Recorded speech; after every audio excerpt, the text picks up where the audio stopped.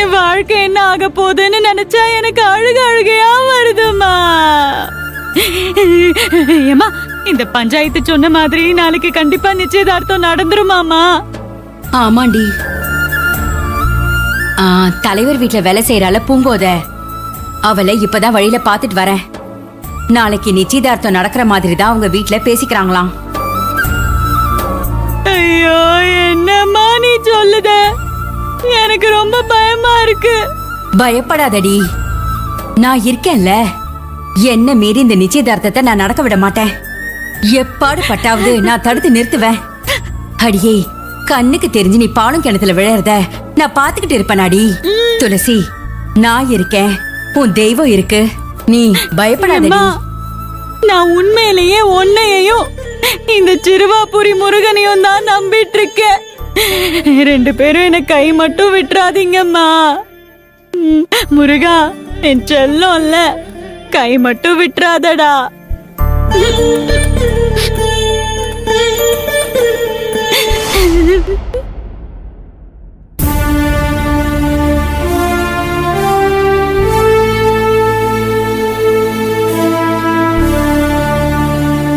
இந்த கேஸ் நாளைக்கு இமிடியேட்டா கோர்ட்.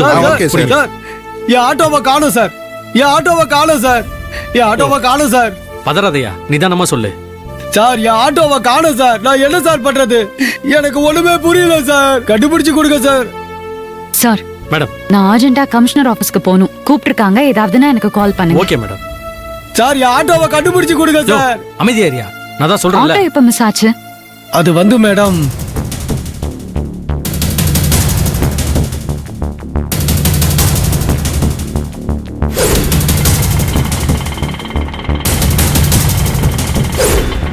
ஏமா நீங்க போலீஸா? யோ, என்னையா பேச்சு பேசுற நீ? இல்ல சார், மேடம் போலீஸான்னு கேட்டேன் சார். ஆமா, அதுல என்ன சந்தேகம் உங்களுக்கு?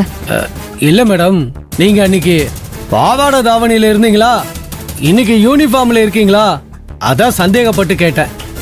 தப்பா எடுத்துக்காதீங்க. யோ, என்ன குடிச்சிட்டு உளறிட்டு இருக்கியா? உத வேணுமா? உடம்பு ஊறுதா உனக்கு? சரி இருங்க. நான் பாவாடை தாவணியில இருந்தேனா? நீங்க அதை பாத்தீங்களா? ஆமா மேடம். என்ன மேடம், நீங்க என்ன மறந்துட்டீங்களா? அன்னைக்கு நீங்க என் ஆட்டோல தானே வந்தீங்க. அப்படியா? ஆமா மேடம், சுத்தமா ஞாபகம் இல்லையா? பாவாடை தாவணி போட்டுக்கிட்டு நீங்க வந்துகிட்டு இருந்தீங்க. நான் சவாரி கிடைக்குமான்னு ஆட்டோ ஓட்டிக்கிட்டு வந்தேன். நீங்க ஆட்டோவை மறிச்சு கோர்ட்டுக்கு போகணும்னு ஏறினீங்க. போற வழியில 2 ரவுடி பசங்களை போலீஸ்காரங்க அடிச்சிட்டு இருந்தாங்க. அப்ப நீங்க அவங்கள பார்த்து பயந்துகிட்டு ஆட்டோவை திருப்பி வேற ரூட்ல போக சொன்னீங்க. ஞாபகம் இருக்கா மேடம் உங்களுக்கு? உங்களுக்கு எதுவுமே ஞாபகம் இல்லையா? நான் உங்க ஆட்டோல வரவே இல்லையே. ஏன் மேடம், அப்படின்னா அது வேற பொண்ணா? அச்சு அசப்புல உங்களை மாதிரியே இருந்தாங்க மேடம். அது எப்படி மேடம்? அந்த பொண்ணு என்ன மாதிரி இருந்ததா? ஆமா மேடம். மேடம், நான் சொல்றேன்னு தப்பா நினைக்காதீங்க. இவன் பயங்கரமான குடிகாரன் மேடம். காலையில வண்டி எடுத்து வந்ததும் 2 சவாரி மட்டும் தண்ணி அடிக்காம ஓட்டுவான். அதுக்கப்புறம் ஃபுல்லா ஏத்திக்கிட்டு தான் மேடம் ஓட்டுவான். இந்த ஆளு நிறைய தடவை என்கிட்ட மாட்டிருக்கான் மேடம். போதையில யாரோ பார்த்து உளறிட்டு இருக்கான் மேடம். என்ன உடம்பு ஊறுதா உனக்கு? சரக்கு போட்டு வந்து உளறியா நீ? இல்ல மேடம், நான் சரக்கு போறது உண்மைதான். மூர்றாவாயா? நான் இப்பெல்லாம் போடுறது இல்ல மேடம். என்னமோ மேடம், எனக்கு ஏதோ சரியா தெரியல. ஒரே உருவத்துல 7 பேர் இருப்பாங்கன்னு சொல்லுவாங்கல்ல, அந்த மாதிரி யாரையோ பார்த்துருப்படோ என்னவோ. இப்ப யோசிச்சு பார்த்தா எனக்கே கொஞ்சம் குழப்பமா தான் இருக்கு. என்ன மன்னிச்சிருங்க மேடம். எப்படியாவது என் ஆட்டோவை மட்டும் கண்டுபிடிச்சு கொடுக்க சொல்லுங்க. உங்களுக்கு புண்ணியமா போகும் மேடம். சரி, கண்டுபிடிச்சு தரேன். சார், அவருக்கு என்னன்னு பாருங்க. நான் கிளம்புறேன். சரிங்க மேடம், நான் பாத்துக்கிறேன். இங்க வாங்க, இந்த ஃபைலையும் சேர்த்து கோர்ட்ல சப்மிட் பண்ணுங்க. ஏய், என்னமே சொல்ற? நாளைக்கு உனக்கு நிச்சயதார்த்தமா? ஆமாண்டி, அந்த பஞ்சாயத்து அப்படிதான் சொல்லி மிரட்டிட்டு போச்சு. ஏண்டி இவ்ளோ பெரிய விஷயத்த பயந்து சொல்லிட்டு இருக்க? உன் சம்மதம் இல்லாம எப்படி அவனுக்கு நிச்சயம் பண்ணி கொடுக்கலாம்? வா, நம்ம போய் போலீஸ் கம்ப்ளைண்ட் கொடுக்கலாம். வா. நீ ஒருத்தி, நம்ம ஊர் போலீஸ பத்தி தெரியாம அப்பாவியா நீ பேசுற பாரு. என்ன சொல்ற துளசி? அதெல்லாம் நான் முயற்சி பண்ணி பார்த்தாச்சுடி. போலீஸ்காரங்கெல்லாம் பஞ்சாயத்துக்கு தான் வக்காலத்து வாங்குறாங்க. போலீஸ் கிட்ட நாம போய் புகார் கொடுத்தோன்னு வையேன், அடுத்த நிமிஷமே அந்த பஞ்சாயத்துக்கு போனை போட்டு விஷயத்த சொல்லிடுறாங்க. ஏ என்னம்மா இப்படி சொல்லிட்டு இருக்க? சரி இப்ப என்னதான் பண்ண போற?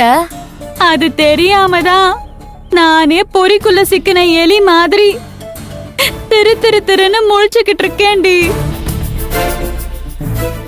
இங்க பாரு, ஏதாவது நல்ல யோசனை இருந்தா சொல்லுடி. துளசி, ஏம்மா வாமா. துளசி, நீ உடனே கிளம்பு. நாளைக்கு நடக்க போற நிச்சயதார்த்தத்தை தடுக்க ஒரே ஒரு வழிதான் இருக்கு. என்ன வழிமா? நீ கமிஷனர் ஆபீஸ்க்கு போய் புகார் கொடுக்கறது தான். சரிம்மா கொடுத்துடலாம். அப்புறம் நீ போகும்போது மெயின் ரோடு வழியா போகாத. தலைவரோட அல்ல கைக அடியாளுங்க எல்லாம் அந்த ஊர் எல்லையில தான் நிப்பானுங்க. அச்சச்சோ, அப்படின்னா நான் எப்படிமா போறது? ஏ துளசி,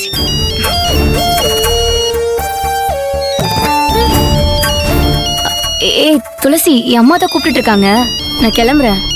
நீ பயப்படாம உன் அம்மா சொல்ற மாதிரி கவனமா போய் கமிஷனரை பார்த்து புகார் கொடுத்துட்டு வந்துரு, சரியா? பாத்துக்கோ, நான் வரேன்.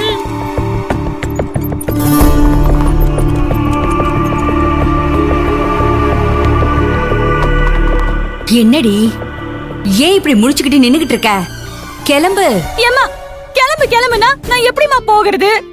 பஞ்சாயத்தோட ஆளுங்க கண்ணுல படாம எப்படிமா இந்த ஊர் எல்லைய தாண்டறது? இத பாரு, நீ ஒண்ணும் பயப்படாத. நீ நம்ம வயக்காட்டு வழியா போ. அங்க ஒரு ஒத்தையடி பாதை இருக்குல்ல, அந்த வழியா போனா நம்ம பக்கத்து ஊருக்கு போயிடலாம். அங்க இருந்து பஸ்ஸ புடிச்சு கமிஷனர் ஆபீஸ்க்கு போய் புகார் கொடுத்துட்டு வந்துரு. என்ன? ஏய், என்ன ஏன் அப்படியே நின்னுகிட்டு இருக்க? எம்மா, என்ன சொன்ன நீ? அந்த ஒத்தையடி பாதையில நான் போகணுமா? எம்மா, அந்த பாதையில தாமா சுடுகாடு இருக்கு. சுடுகாடு சுடுகாடு இருந்தா என்னடி? என்னவா? எம்மா, சுடுகாடுனா அது ஏதோ ஒரு காடு இல்லம்மா. அங்க மான் குட்டியும் முயல் குட்டியும் தெரிஞ்சிட்டு இருக்கும் நினைக்கிறியா? எம்மா, பேய் பிசாசெல்லாம் அலைஞ்சுகிட்டு இருக்குமா. எனக்கு பேய்னாலும் பயம், பிசாசுனாலும் ரொம்ப பயம்.